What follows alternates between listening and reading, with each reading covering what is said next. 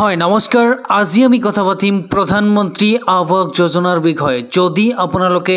এই পৰ্যন্ত প্ৰধানমন্ত্ৰী আৱাস যোজনাৰ অধীনত এটা চৰকাৰী ঘৰ পাবলৈ সক্ষম হোৱা নাই তেতিয়াহলে 2011 চনৰ লোকপিয়ল অনুযায়ী যিমান সকল আমাৰ অসমীয়া মানুহ দুখীয়া শ্ৰেণীৰ মানুহ হিচাপে গণ্য হৈছিল তেওঁলোকক এই পৰ্যন্ত ভাৰত চৰকাৰে প্ৰধানমন্ত্ৰী আৱাস যোজনাৰ অধীনত 1,48,000 টকা প্ৰদান কৰিছে এতিয়া কেৱল মাত্ৰ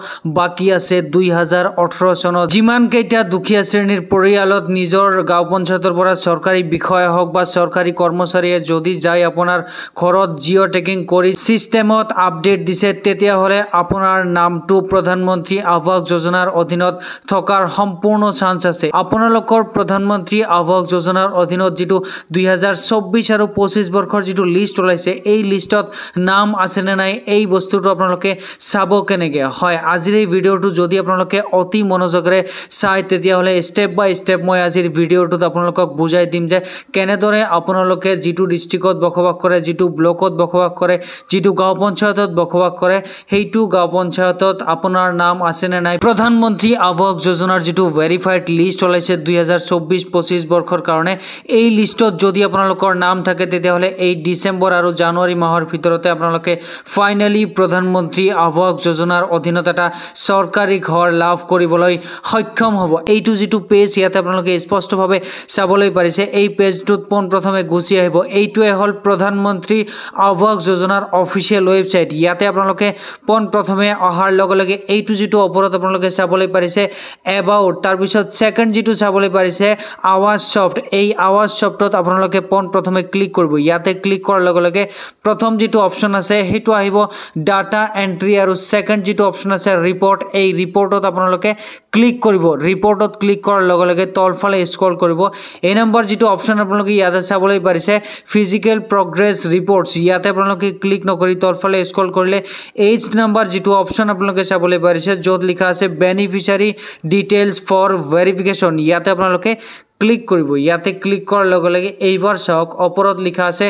অল ষ্টেটস এই অল ষ্টেটছত আপোনালোকে ক্লিক কৰি আপোনাৰ নিজৰ ৰাজ্যৰ নাম কি হেইটো ৰাজ্য আপোনালোকে ইয়াতে ক্লিক কৰিব ইয়াতে ক্লিক কৰাৰ লগে লগে সেকেন্ডত আকৌ আপোনালোকে এই সিলেক্টত ক্লিক কৰি এইবাৰ আপোনালোকে অসমৰ কোনখন জিলাত বসবাস কৰে হেইখন জিলা এনেদৰে আপোনালোকে পোন প্ৰথমে ক্লিক কৰি দিব ইয়াতে ক্লিক কৰি দিয়াৰ লগে লগে আকৌ আপোনালোকে এই সিলেক্টত ক্লিক কৰিব সিলেক্টত ক্লিক কৰাৰ লগে লগে এইবাৰ যেটো ডিস্ট্ৰিক্ট আপোনালোকে সিলেক্ট কৰিছিল হেইটো ডিস্ট্ৰিক্টৰ আপোনালোকে কোনটো ব্লকত বসবাস কৰে হেইটো ব্লকত এনেদৰে আপোনালোকে ক্লিক কৰিব ইয়াতে ক্লিক কৰাৰ লগে লগে আপোনালোকে আকৌ সিলেক্টত ক্লিক কৰি আপোনালোকে যেটো ব্লক সিলেক্ট কৰিছে হেইটো ব্লকৰ আন্ডাৰত যিকেইটা গাঁও পঞ্চায়ত আছে হেইকেইটা গাঁও পঞ্চায়ত এনেদৰে লিষ্ট হৈ যাব এইবাৰ আপোনালোকে কোনটো গাঁও পঞ্চায়তত বসবাস কৰে হেইটো গাঁও পঞ্চায়তত এনেদৰে আপোনালোকে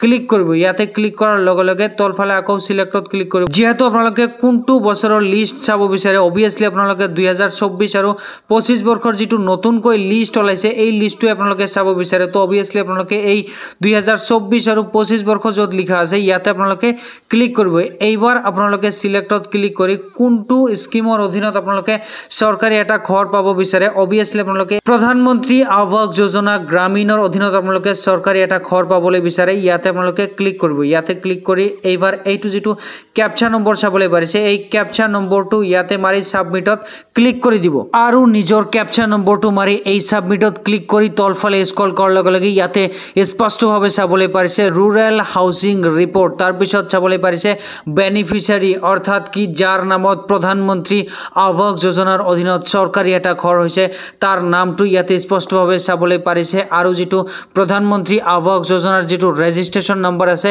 এই ৰেজিষ্ট্ৰেচন নম্বৰটো ইয়াতে সাইটত স্পষ্টভাৱে আপোনালোকে চাবলৈ পাৰিছে কি মই প্ৰত্যেক দিনাই বেলেগ বেলেগ ব্লক এটা সিলেক্ট কৰি হেইটো ব্লকৰ আন্ডাৰত যিকেইটা গাঁও পঞ্চায়ত আছে হেইকেইটা গাঁও পঞ্চায়তৰ অল ডিটেইলছ অৰ্থাৎ কোনটো গাঁও পঞ্চায়তত কিমানটা চৰকাৰী ঘৰ 2024 আৰু 25 বৰ্ষত স্যাংচন হৈছে আৰু তেওঁলোকৰ কি নাম হেই বস্তুটো মই আপোনালোকক দেখুৱাই দিম এই গাঁও পঞ্চায়তত 2024 আৰু 25 বৰ্ষত এইকেইটা অৰ্থাৎ কি 14টা মুঠ ফ্যামিলিৰ প্ৰধানমন্ত্ৰী আৱাস যোজনাৰ অধীনত চৰকাৰী এটা ঘৰ চেংচন হৈ গৈছে। এইকেইজন মানুহৰ ভিতৰত অলৰেডি বহুত কেইজনে প্ৰথম যিটো কিস্তি আছে ৩২,৫০০ টকা সেইখিনি পাবলৈ সক্ষম হৈছে। যদিও কোনোবাই এই পৰ্যন্ত পোৱা নাই, তেওঁলোকে অতি শীঘ্ৰে অৰ্থাৎ কি 1 পৰা 2 মাহৰ ভিতৰত আপোনালোকে পাবলৈ সক্ষম হ'ব। এইবাৰ আমি চেঙা ব্লকৰ যিটো বাটগাঁও জিপি আছে, এই বাটগাঁও জিপিৰ 2024 আৰু 25 বৰ্ষত কেইজন মানুহে প্ৰধানমন্ত্ৰী আৱাস যোজনাৰ অধীনত চৰকাৰী এটা ঘৰ পাবলৈ সক্ষম হৈছে ইয়াতে স্পষ্টভাৱে চাবলৈ পাৰিছে। এই বাটগাঁও জিপিত মুঠ 14টা ফেমিলিয়ে প্ৰধানমন্ত্ৰী আৱাস যোজনাৰ অধীনত এটা চৰকাৰী ঘৰ পাবলৈ সক্ষম হৈছে বা তেওঁলোকৰ 2024 আৰু 25 বৰ্ষৰ যিটো লিষ্ট ওলাইছে, এই লিষ্টত এই বাটগাঁও জিপিৰ 14টা পৰিয়ালৰ নাম সোমাই গৈছে। এই 14টা ফেমিলিয়ে অতি শীঘ্ৰে প্ৰধানমন্ত্ৰী আৱাস যোজনাৰ অধীনত চৰকাৰী এটা ঘৰ পাবলৈ সক্ষম হ'ব। এই বস্তুটো আপোনালোকে এই নামকেইটা অতি ভালদৰে চাই লওক। এইবাৰ আমি চাম চেঙা ব্লকৰে যিটো চেঙা মুছলমান পাৰা গাঁও পঞ্চায়ত আছে, তাতে প্ৰধানমন্ত্ৰী আৱাস যোজনাৰ অধীনত 2024 আৰু 25 বৰ্ষত মুঠ 14টা পৰিয়ালে প্ৰধানমন্ত্ৰী আৱাস যোজনাৰ অধীনত চৰকাৰী এটা ঘৰ পাবলৈ সক্ষম হৈছে। চেঙা ব্লকৰ অধীনত অহা দক্ষিণ গোধানী নামৰ গাঁও পঞ্চায়তত 2024 আৰু 25 বৰ্ষত প্ৰধানমন্ত্ৰী আৱাস যোজনাৰ অধীনত মুঠ 14টা পৰিয়ালক চৰকাৰী এটা ঘৰ দিয়া হৈছে বা ঘৰ দিয়া হ'ব। 2024 আৰু 25 বৰ্ষৰ যিটো ভেৰিফাইড লিষ্ট আহিছে, এই ভেৰিফাইড লিষ্টত চেঙা সমষ্টিৰে যিটো গোধানী গাঁও পঞ্চায়ত আছে, এই গোধানী গাঁও পঞ্চায়তত মুঠ 14টা ফেমিলিৰ নাম